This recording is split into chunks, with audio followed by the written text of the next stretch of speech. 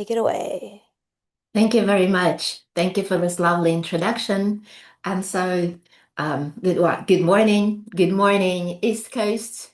Good, good morning, West Coast. Thank you very much that you found a moment to spend this hour in the middle of Sunday with me.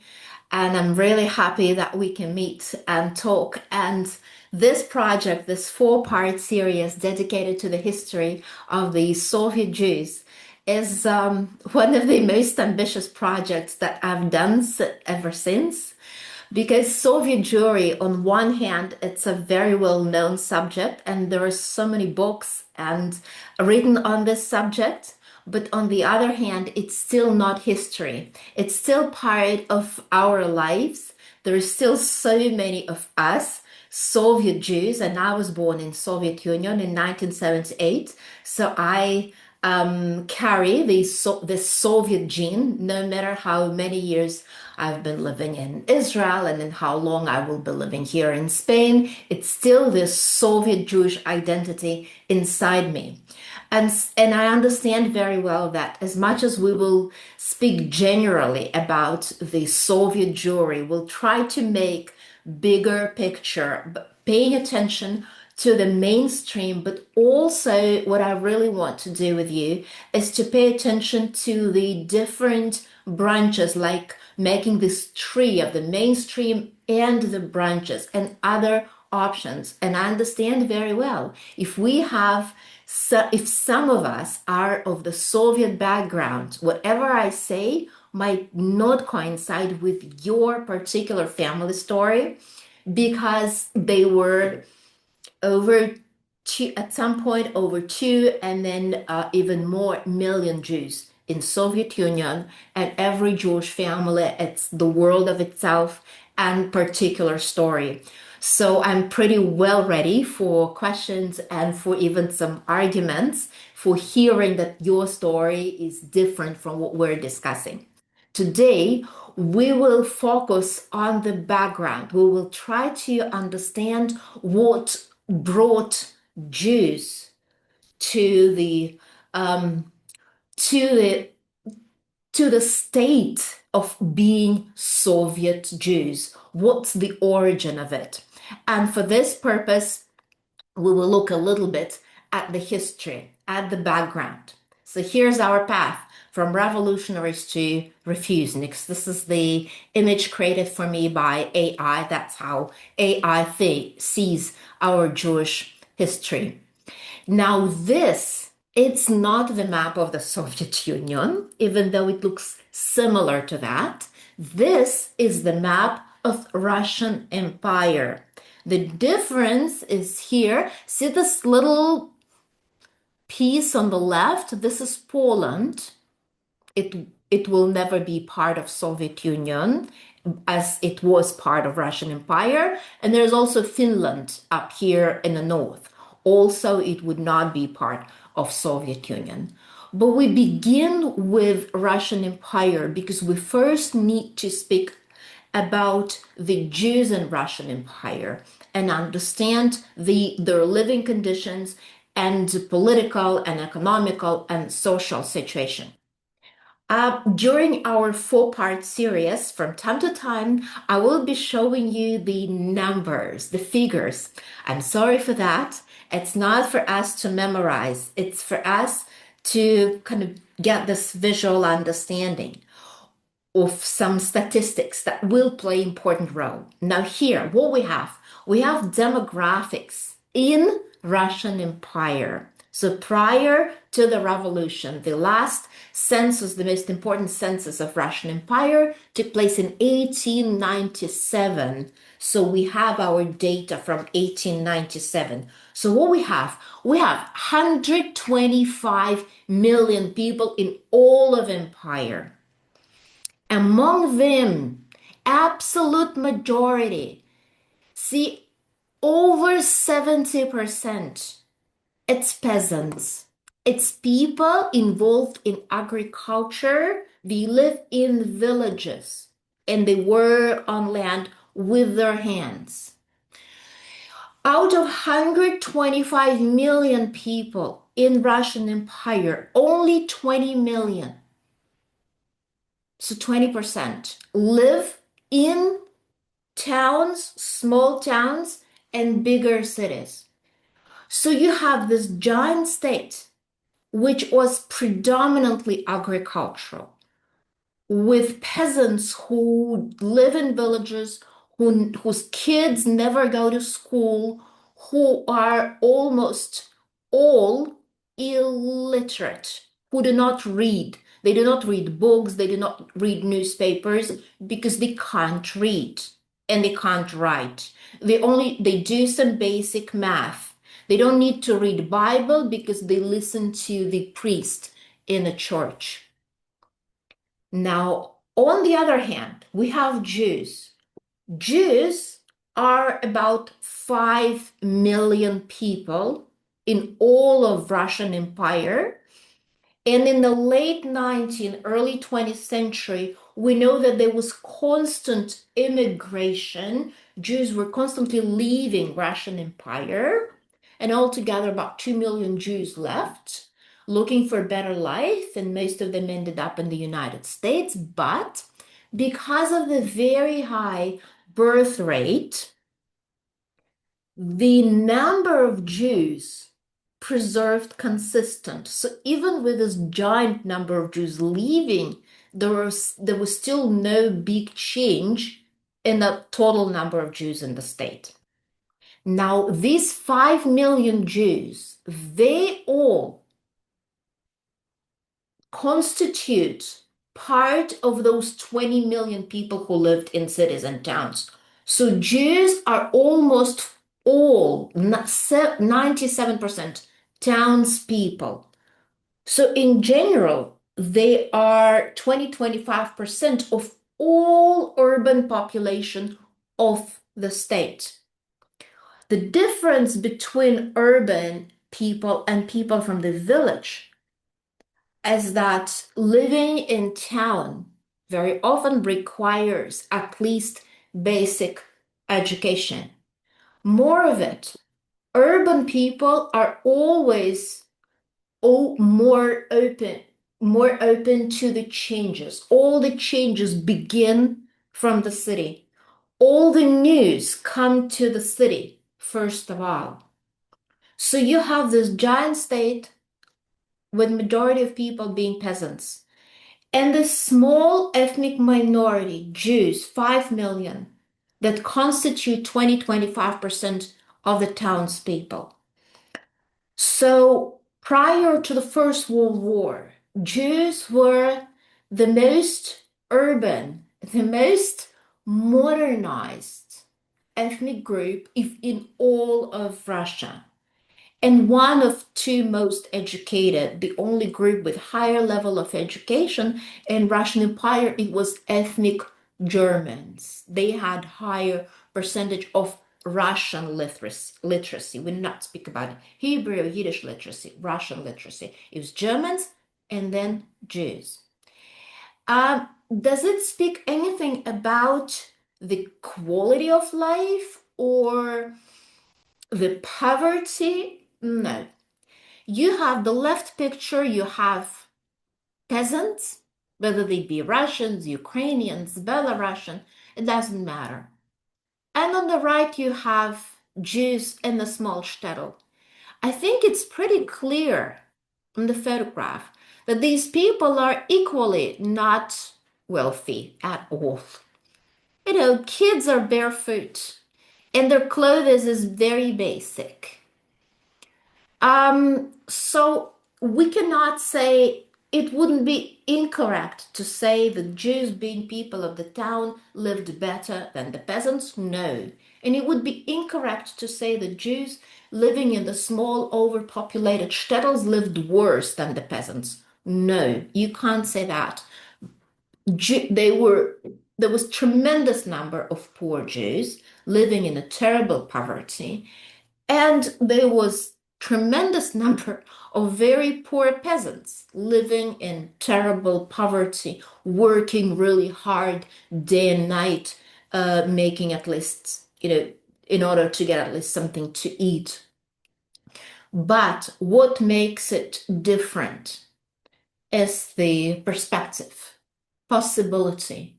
If you are a Jew living in a small shtetl, tiny little shtetl, you still have a chance to move to a bigger town. Here on the screen, we have Berdichev. Berdichev, it's the city in Ukraine today. Prior to the revolution, it was the most Jewish city in all of Russian Empire. It was a big city with over 90% of its people being Jewish. So whoever you see on the streets, everyone is Jewish here. So from your shtetl, you can, if you have energy, if you have ability, if you're not afraid, you can move. You can either move across the ocean and end up in the United States, or you can move to the nearest big city and improve your living conditions and open your small workshop, but in the city where you have bigger market, and then send your children to the state school. Why would you do that? Because you want your children to have better future. So you might be a poor shoemaker, but you know if your kids go to school where they may go to the state school, or if you have some money, to the private school, but secular school, then they get education, then they might get to the university, then they are free from the pale of settlement. They will be free to live wherever they want in Russian Empire. This is a clear path to make the life of your children better. And that's how we Jews believe in education always. So we have over 5 million Jews. Majority of them are involved in trade and different industries. But there are also growing number of Jews involved in some liberal professions, whether they be journalists, teachers, engineers, lawyers, doctors. This number was constantly growing. Why? Because if you get by law in Russian Empire, Jews who had higher education or professional education, state professional education, they became free from the pale. So they became free from the shtetl. They could get their papers and settle everywhere. Jewish women had another option, which was pretty ridiculous. There was another category in the Russian Empire of those who were free from the restrictions, the prostitutes. So we have quite a number of cases when young Jewish women came to, for example, St. Petersburg, the capital of the state, and registered in the police as the prostitute to receive what was called yellow ticket. And then they had a right to live in the capital. They did not have to fulfill the profession. They could do other things, but they had their ticket, their document to live in the capital of the state. In the second half of the 19th century, Jews kept moving from the smaller shtetls to the big cities. We see the growing number of Jews. We see Warsaw, 300,000 Jews, Odessa, nearly 200,000 Jews, Kiev, Vilna, Chisinau, Bialystok, over 50,000 Jews. In total, by the end of the 19th century, over a million Jews out of 5 million lived in 9 biggest cities in the Pale of Settlement. What does it mean? It means the Jews were looking for more modern life. They were looking for any possibility, any opportunity to leave the shtetl, go to the bigger city. Because for that, they had to learn Russian.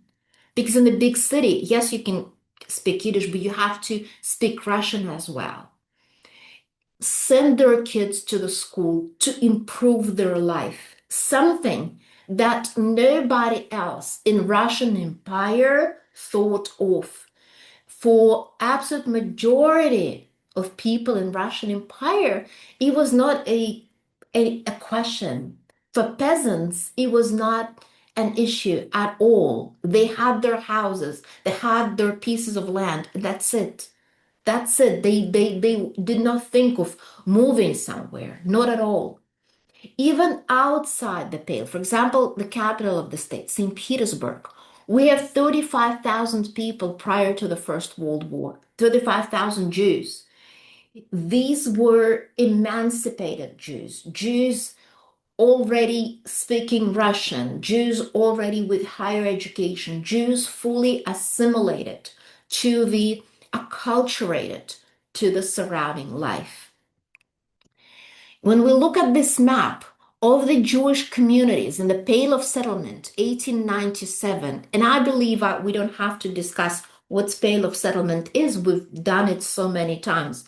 We remember that Pale of Settlement, it's this territory, the western part of Russian Empire, where Jews were allowed to settle free, but they were not allowed, not permitted to cross this eastern border and settle in the interior provinces of Russian Empire. That was the law. And this is modern day Latvia, Lithuania, Poland, Belarus, Ukraine, and Moldova down here. So we see how many, like you have like red dots with the biggest cities, over 50,000, and quite a number of blue ones, around 50,000 Jews. Jews kept coming, and coming to the bigger cities because life in the small shtetls was becoming worse and worse. Small shtetls were becoming poorer.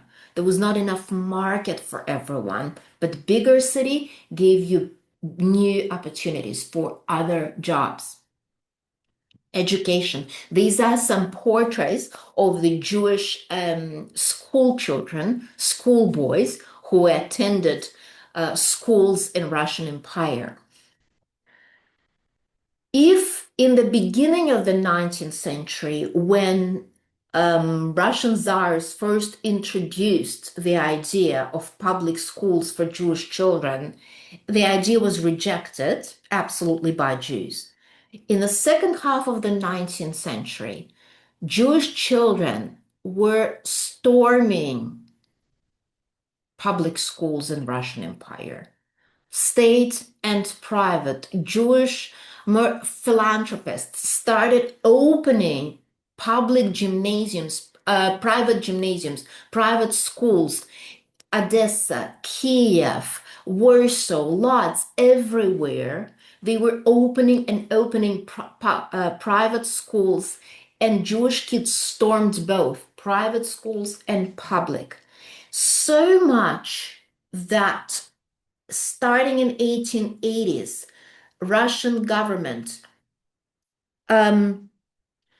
established very strict quotas limiting Jewish enrollment, saying no, within the Pale of Settlement, Jewish children cannot be more than 10% in the public school, and smaller quotas, 5% outside the Pale, and 3% in major cities. It was absolute, it concerned schools, gymnasiums, and universities. It devastated Jews because it broke the dream. If I can't send my child to school, my child has no future. That was a very important factor in the immigration, very, very important. And it motivated Jews even more to open more of the private schools. And there were all different ways to go around those quotas. For example, like very often there was a situation when, for instance, Jews opened private school, but they had to accept non-Jewish kids also. So for every Jewish child, they took non-Jewish child as well. Education became one of the key issues that scared that part of the Jewish community that was already looking for the new opportunities. And the story with universities was that so many young Jews had to leave Russia and go to Europe to get university degree, and then they came back. Even with these quotas, we looking at the statistics, we see that Jews were absolutely overrepresented among students. So Jews were about 4% of the general population, but they were much higher, they were 20, they were 30% of the Jews receiving school education, because that was the ticket to the better life. That was clear ticket, exactly what we have here. This is how you live in the shtetl. Yes, you can, you work with your hands. You you work hard day and night, and you're still poor because of the overpopulation of the shtetl, because of the heavy taxation, because of the destruction of the traditional economy. So what you dream for your child, you dream him something like this, what we have on the right. This is the portrait of an incredible person, Jewish photographer Roman Vishniak. Thanks to him, we have wonderful photographs of the shtetl Jews and Jews in Poland and Eastern Europe of the early 20th century. This is what you want for your son, so he could wear white shirt and a jacket and have his hands clean, not dirty day and night. This is the dream of the Jewish parents then and now. We all witness it with the first generation of the Jews in America. We see it everywhere. We all want better future for our kids. Still, prior to the First World War, what we have in Russian Empire, up to 75% of Jews, so absolute majority, nearly 4 million people, still live in the shtetls, in the small towns. That's what we have on the photograph. They are traditional Jews. They all speak Yiddish as their mother tongue. The men are usually more or less literate in Hebrew. Women very often read and write in Yiddish. Some of these Jews also read and write in Russian, depends on the situation. They all live as religious or semi-religious life as much as they could, but in the shtetl, religion is not a question. It's not a personal question whether you observe Shabbat or not. It's just a way of life. You can't go against the mainstream in the shtetl. And normally in the small shtetls, the education is very limited. Boys go to Heder, some boys then go to yeshiva, and there is usually no public school available in a small shtetl. It might be available in a nearby bigger town, bigger city, but it's a question whether a family can send a child there or not. And it's traditional economy with trade, crafts, and so on and so forth. And very limited participation in the general culture. Maximum what you have Yiddish newspapers. So some of the families, they might receive Yiddish newspapers, so they read them. And this is majority of Jews. Another 15-25%, so up to a million Jews, live in the bigger towns. So this is that driving force of the changes. If you live in the bigger town, you already speak Russian, you might also speak Polish or German. Your kids go to school, then they go to if they can, they go to the university. Your religious observance goes lower and lower because you are exposed to the surrounding life. So maybe your house is kosher, but you eat out and you participate in all kinds of activities.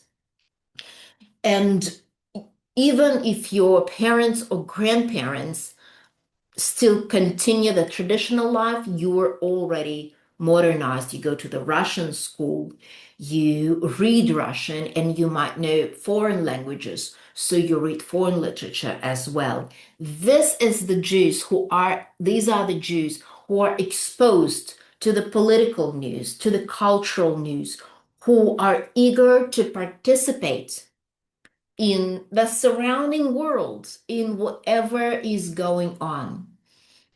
And then we have small percentage, 5 to 10%, about 500,000 Jews that already lived in the big cities, and some of them outside the Pale of Settlement. And yes, among them you find bankers and billionaires like Ginsburg family, Warshawski, um, Vysotsky, Brodsky families. And you also have Jewish intellectuals like writers like Mendele Moshe's Forum, like Shalom Aleichem, Jewish historians like Shimon Jibnov, and others. So Jewish intellectuals. It's very well educated, urban, highly assimilated Jews. They speak Russian as their mother tongue already. They speak Russian at home. They know foreign languages. They have university degree. They make new professional careers, whether it's business career or professional as doctors, lawyers, engineers, journalists, and so on. It's predominantly secular lifestyle, and they tend to live in the largest imperial cities like Moscow, like St. Petersburg, like Yekaterinburg, and so on. What about politics?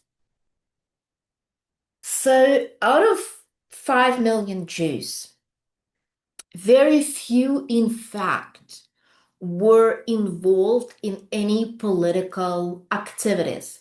The most important political party, it's what we have here on the left, Great Jewish Labor Bund.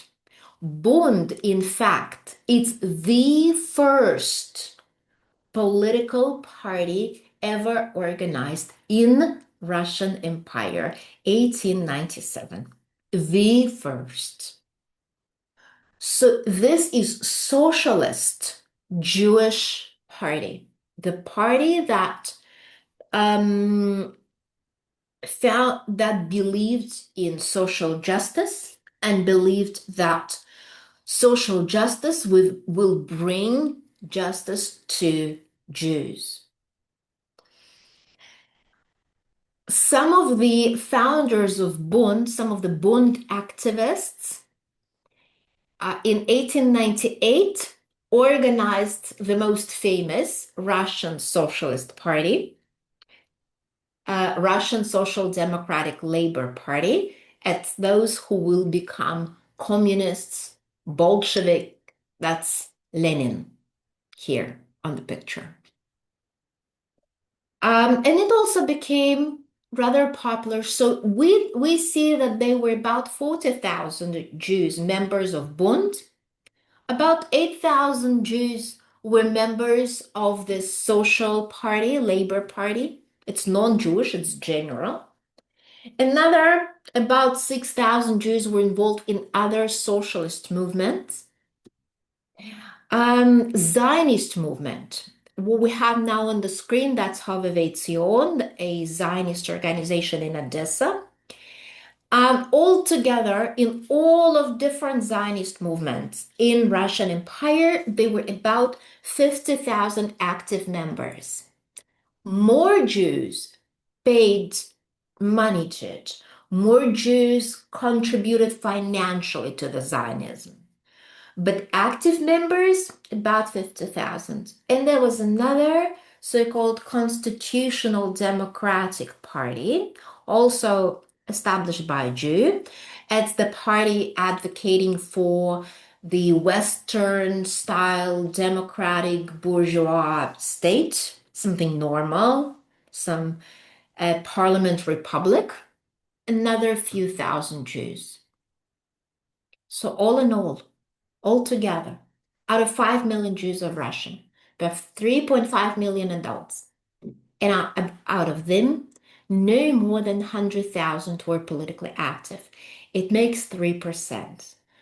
We understand that when we speak about political history, about Jews in revolution, about Jews in political activities, about Jews support in Zionism, in revolutionary movement, in elections, we speak about a very small percentage.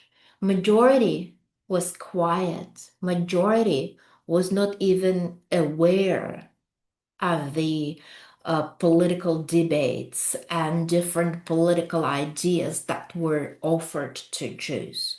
Majority of Russian Jews prior to the First World War continued a very traditional life, not being involved in any political movement, in any modernized ideas. This is the photograph of Coalition. It's the socialist Zionist organization. The photograph of its members was taken prior to Ben Gurion Aliyah to Eretz Israel. That's in the white shirt. That's Ben Gurion down here. Prior to the First World War, we see Jewish political leaders, the full spectrum of them. So many of Jews went into the socialist movements, whether it be Bund, like Arkady Kremer, and Bund is political party number one, the most important.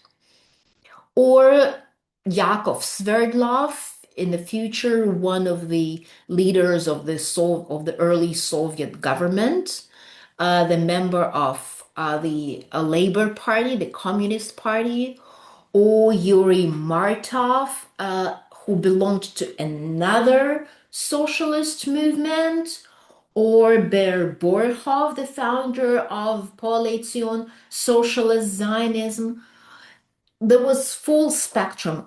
All four, even though they're all socialists, they had different socialistic views, and at some point they would go together, but and on the other occasion they would fight against each other. Or you have non-socialist Jewish political leaders. You have Maxim Vinaver, the famous Jewish advocate and the publisher, the one who helped Marc Chagall, who sponsored his journey to Paris and later on sponsored Chaim Soutsin on his way to Paris, the actual founder of Constitutional Democratic Party in Russian Empire. Or Shimon Dubnov, who had his own idea. He advocated for the Jewish autonomy. He believed the Jews have to have their cultural and social autonomy in every state where they live. It's a very medieval idea. That's the way Jewish communities used to live in Middle Ages. Or Menachem Osishkin, one of the most famous Zionists, the one, he had nothing to do with socialism. He was Zionist from the other like a part of that spectrum who believed in buying land in Israel, or Itzhak Yaakov Reins, the representative of the religious Zionism. All these people, they offered their political views and ideas to 5 million Russian Jews. A very important factor that influenced the Jewish understanding of their life and the feel of insecurity that created that feel of insecurity that provoked mass immigration and also mass participation in the socialist movements. It was, of course, the pogroms. There were two waves of pre-revolutionary pogroms in Russian Empire. One was spring of 1881. It was St. Petersburg, where Russian Tsar Alexander II, that you have on your screen, was assassinated. There was a bomb thrown onto his carriage, and then he was mortally wounded and died just bleeding in his palace. And that very incident provoked the first wave of Jewish pogroms in the Pale of Settlement. And the government clearly viewed the Jewish pogroms as the fulfillment of people's love to their czar. And Jews are blamed in all sins, like saying that Jews are dangerous to mankind as wolves, scorpions, and so on. So it's an incredible rise of Judophobic, of nationalistic press. And it's the moment when Jews see that government does not defend them, that they're being attacked just because they are Jews. And there is nobody to stand for them. So 1881, this is the beginning of the mass immigration from Russian Empire to the West. And at the same time, it's the beginning of Jews getting involved in the socialist movement. It was clearly a turning point in the Jewish history. You can say Jewish history was divided before 1881 and after 1881. In 1905, this is St. Petersburg, the Palace Square, that's the Winter Palace, the Hermitage here. 1905, there were, in the winter of 1905, there were mass protests in St. Petersburg and around the country. Russia lost in the Russian-Japanese War. There was terrible economical situation. The prices were going higher and higher. And so people went protesting, and those events are referred as the first wave of Russian Revolution. As a result of that, in October 1905, Russian Tsar Nicholas II granted people of Russia a special new decree manifesting that he is going to let people have parliament, have the representatives voting for the laws. Jews were very limited in their electoral rights, so they were able to vote, but it wasn't equal in any way. That whole story also ended up with terrible wave of anti-Jewish pogroms. These are the photographs from Kiev. Terrible. Every wave of pogroms was more and more violent. And again, Jews clearly saw that local authorities not only stopped the pogrom, but contributed to it. That they were fake rumors that were spread around the city, and that even the police chief of Kiev was screaming to the rioters, beat the Jews, rob, break. And, and again, the Tsar explained that the people were outraged by the arrogance and audacity of revolutionaries and socialists, and because majority of them were Jews, so all anger fell on those, hence the Jewish pogroms. So Jews were accused of being revolutionaries much before Jews actually became revolutionaries. And the pogroms of 1905 devastated so many Jewish communities. This is the house of Moses Galperin, one of the main sugar producers in Russia. His house in Kiev. I mean, look what they did. He had a wealthy house. But imagine what happened to the poor homes. This is the school that belonged to Brodsky family, the very big public school in Kiev. They devastated it. This is the photograph taken after the pogrom in Odessa.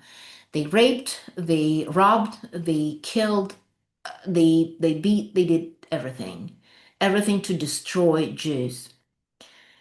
So if we look at the situation in Russian Empire at the eve of the First World War, like 1913, let's say, on one hand, Jews were the most modernized ethnic group in Russian Empire, the best educated, the most urban, the most modernized. Jews were forming the new bourgeoisie, the new middle class, but yet the most constrained, the most suppressed, the most oppressed group in Russian Empire. It was economic pressure with very heavy taxation and lots of laws limiting traditional Jewish occupations. It was legal discrimination because Jews were locked within the Pale of Settlement and unable to live wherever they could.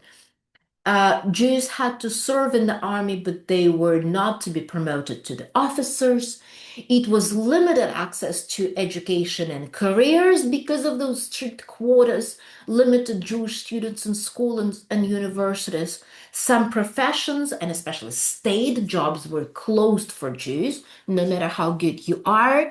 It was the political exclusion because even with the elections to the first Russian parliament, Jews fell into the certain category that the vote of Jew weigh much less than the vote of the non-Jew.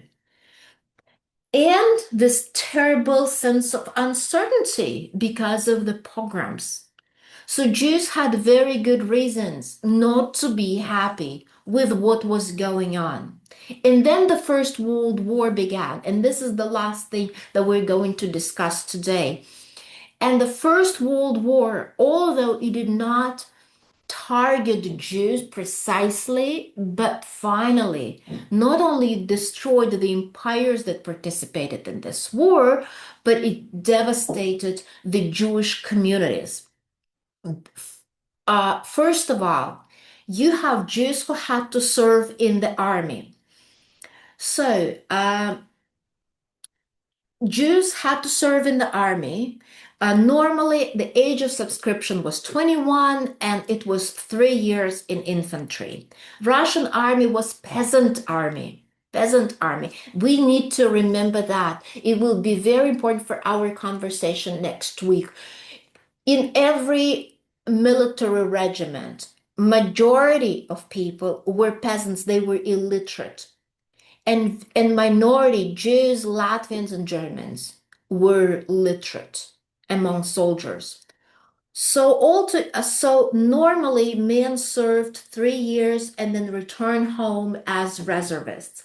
Now during the World War One, all together in all of Russian Empire, 15 million men were mobilized. Among them, 500,000 Jews. The man you have on your screen, he's a hero. He's a hero of Russia and the hero of Israel. His name is Joseph Trumpeldor. His name is given to quite a number of streets in different Israeli cities. He is one of the defenders of early Shuv in Israel. The one who said, it's nice to die for your country. Jews serving in the army, no matter how good they served, they were absolutely prohibited to be promoted to the officer's position. They were also prohibited to serve in cavalry and navy, only in infantry. So normally 3 years, then back home. Not that bad, but the First World War began. Now, 1914, they call up for the first category. It's reserve, it's young, recently served men. The next year, second category, older men, and then militia, those who served long, long ago. If we think of like numbers, so we have 5 million Jews. Among them, there are less than 1 million men of a military and working age from 20 to 45.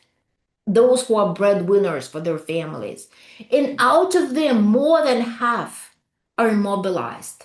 So more than half families lose their men, husbands and sons. So imagine we have a family. So our father is 48. He would be mobilized at the last stage of 19 in 1917. Let's say there are three sons. The eldest son, he'd be called up immediately. Next year, middle son, then the youngest son. So within 3 years, the wife will lose her sons and her husband and be left by herself with her daughters and elderly parents. That's it. That's how the war worked. What we have here on the screen, we have the military oath of Jewish soldiers, and below it's the very popular drawing. It says reservist going to war. Look at this Jewish man. He's a grandfather already. And now he is being mobilized. Who are left behind? Women and children. That's it.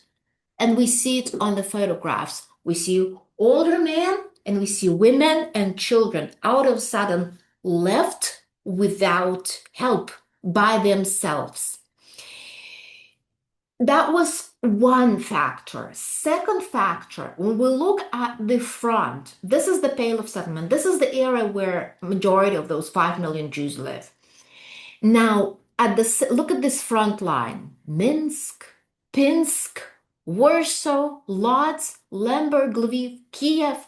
It's exactly the Jewish area. The front, the Eastern Front of the First World War, kept going back and forth through the Pale of Settlement, through the Jewish towns. It's no fun when the army goes through your town.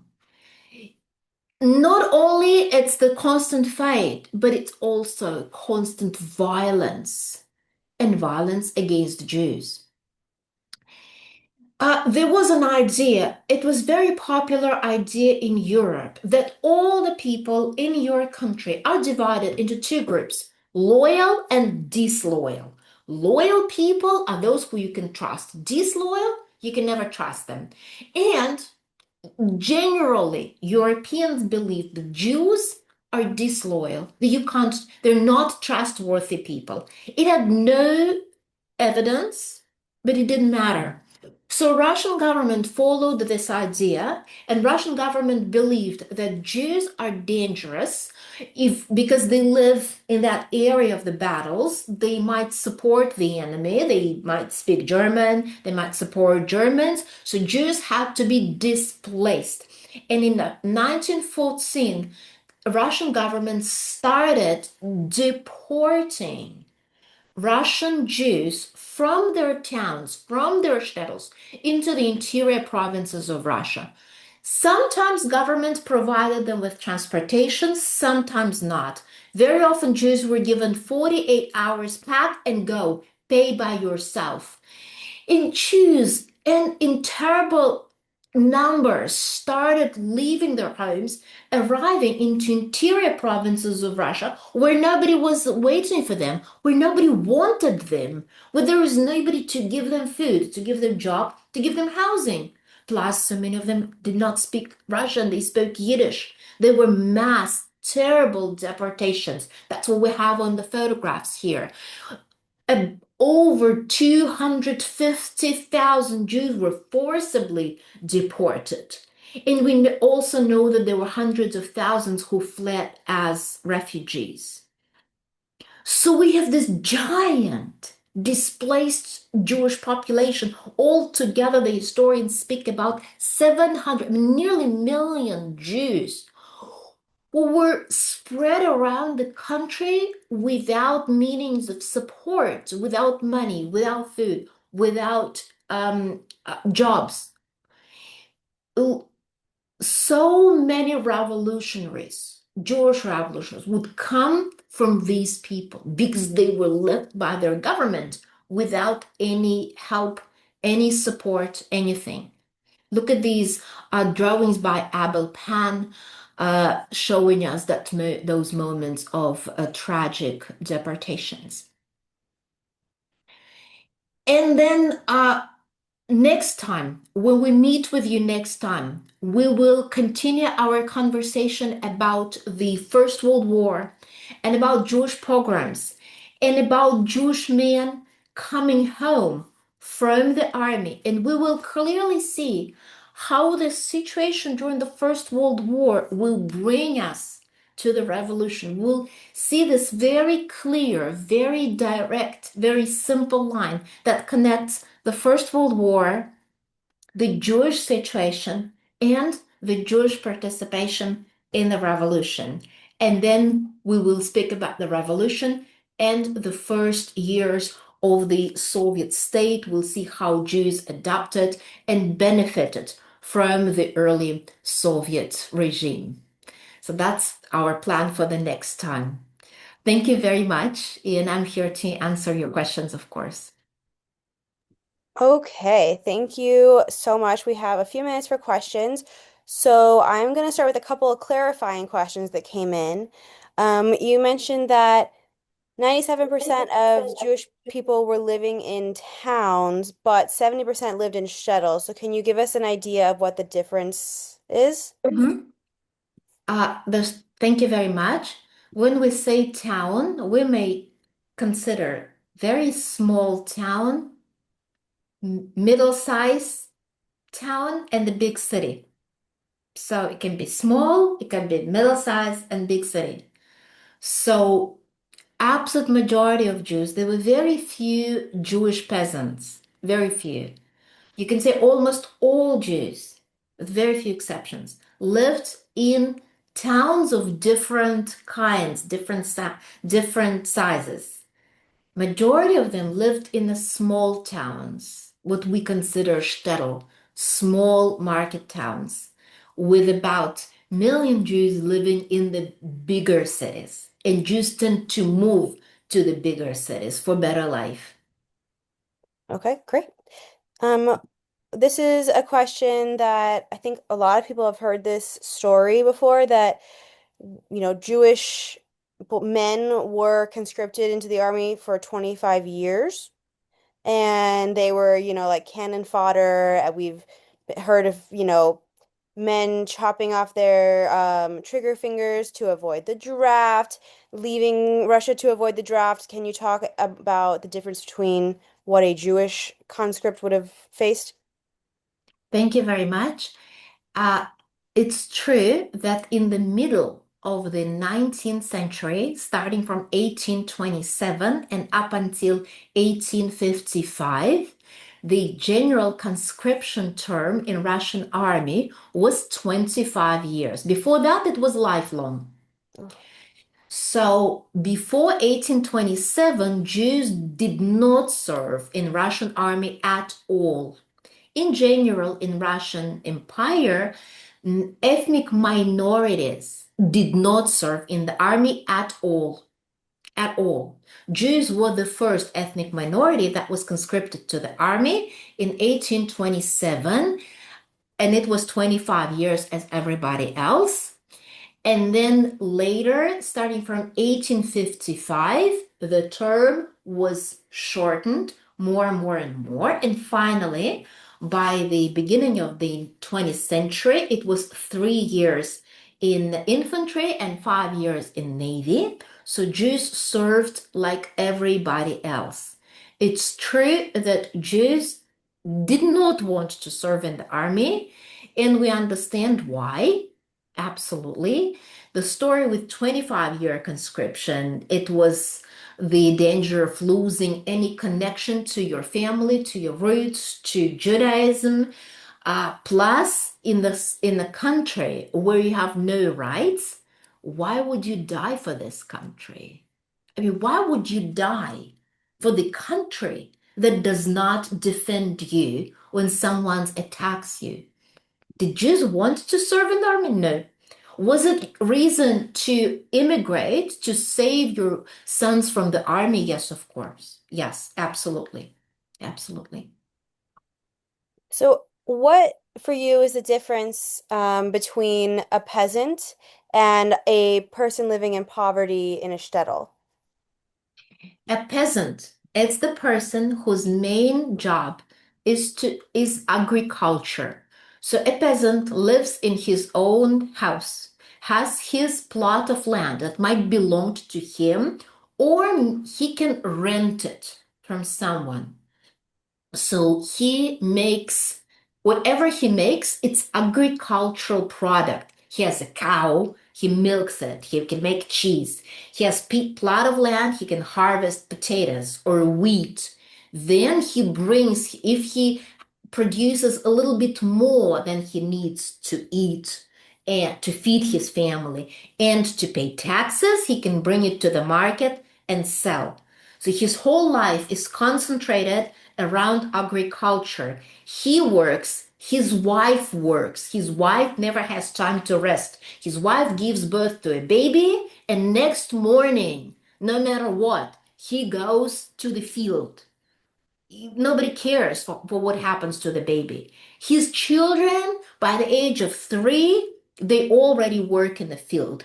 The idea of sending children to school does not work because the family needs working hands. This is the life of the peasant throughout the centuries, up until more of the modernized times when we have tractors and stuff. The family living in the shtetl, it might be very poor, but their job, it's either having a small shop, they sell some products, or they do crafts. They can make shoes or repair shoes or make clothes or make, I don't know, window frames, or act as middleman. So somebody would go to the village, buy some products there, and then sell them on the market. So it's different thing. It's different economic activity, and so it's different attitude to life. You don't have to wake up at 5 in the morning to go to the field. And if you have a shop, you want your wife to take care of it, then you're interested that your wife can read or write or knows some little math. And you know that if your son goes to school, he can then work as a clerk in a bank, in the office, in a company. So you have this window for changing your life for better. You value education. You value changes. You're not stuck to your, plus, it's the very high level of mobility. If there is little possibility to move to a better place, you pack and move because it's easier to pack, your stuff to make shoes rather than to pack your house. So very high level of mobility. This is the one of the most important qualities of the Jewish population. Great. That was a very helpful clarification. Two quick questions and then we will be done. So, while only 3% of Jews were politically active, were we overrepresented in the socialist movement? Yes, yes. Jews, the politic, okay, in general, in Russian Empire, there were very few non-socialist parties. Majority of people who were politically active in Russian Empire belonged to different socialist movements because people felt that socially was there was terrible social injustice in the state. And so Jews had Jewish Socialist Party, whether it be Bund or Jewish Zion or Socialist Zionists like Paul so on. And also we saw like about 14,000 Jews who believed that there was nothing specifically Jewish in the social situation, that Jewish issue would be resolved as soon as we have revolution and socialist state. So they choose to be active in general socialist party. Compare to the percentage of Jews in general population. Jews were 5% of the general population, but about 30% of active socialists. So yes, Jews were overrepresented there, absolutely. Quite like in education, the same thing, the Got same it. thing. The last question is just one I like to ask. If people wanted to, between now and next week, they want to watch the most historically accurate representation of this time, or read a book about the most historically accurate representation, what do you recommend? Dr. Zhivago. The easiest thing, rewatch Dr. Zhivago, read it. If you can read the book, read the book. I mean, I love American movie. I love it. But Dr. Zhivago, it's the book that travels with me all my life. I read it over and over again. It's not Jewish book. even though Boris Pasternak is Jewish. But it speaks about the revolution better than anything else. So enjoy Dr. Zhivago. All right. Well, if you have 4 hours and a box of Kleenex, you should watch Dr. Zhivago and or two boxes of Kleenex. And hopefully we will see everybody here next Sunday. Thank you so much to our speaker, and I hope you have a great rest of your weekend. Thank you very much. Thank you. See you next Sunday. Bye.